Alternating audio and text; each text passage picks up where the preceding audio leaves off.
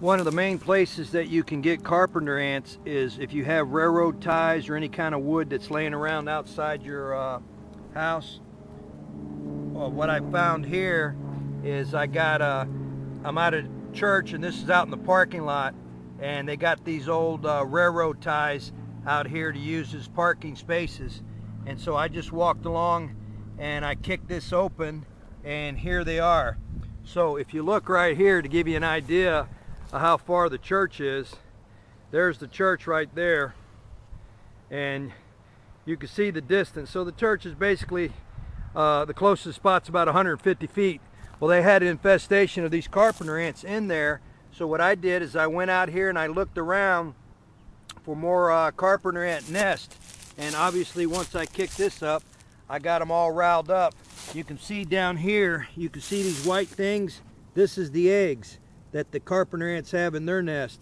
And now if you look, they got a hold of the eggs and they're trying to move them and take off and get rid of them. So whenever we do a carpenter ant treatment, we don't just go into the building or the home or whatever the case may be. We literally go out and we go 150 feet or so all around the house, the backyard, front yard, side yard. Sometimes we'll even take a look over your neighbors to track where all these carpenter ants are coming from. But you can see I've hit the big nest right here. Right here now I just pulled this piece of wood off. Look at all these eggs that are back in here. This is something you don't normally see because it's hard to find eggs like this. But these are the carpenter ant eggs, and that's what they do, is they just get in a moist piece of wood. They can't get down on a dry piece of wood and tear it up. But once there's some moisture in that wood, they get in there and they make their nest, and what they do is they start pecking away. They start shaving the wood, and that's how they wind up damaging your home. One thing you'll notice about carpenter ants is they're not lazy. Everybody that's in this colony has a job to do. Now that I've disturbed their nest, you can see them one by one. They're coming out and they're grabbing an egg, and they're taking these eggs back into the deeper recesses of this wooden log here to protect the nest in the colony for survival. So each one of these guys has a job to do, and the queen's down there somewhere. I haven't located her yet, but this is how carpenter ants actually work. This is what's going on in your attic. They could be under the insulation. They could be back in the walls where you have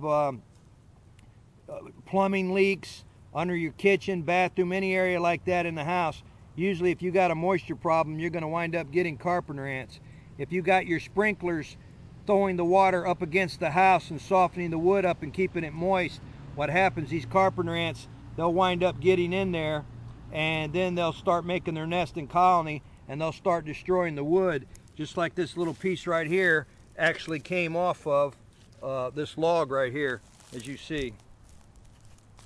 So if you got any wood laying around the ground, you want to make sure you get rid of it, because besides causing carpenter ants to get in there, you'll also have subterranean termites.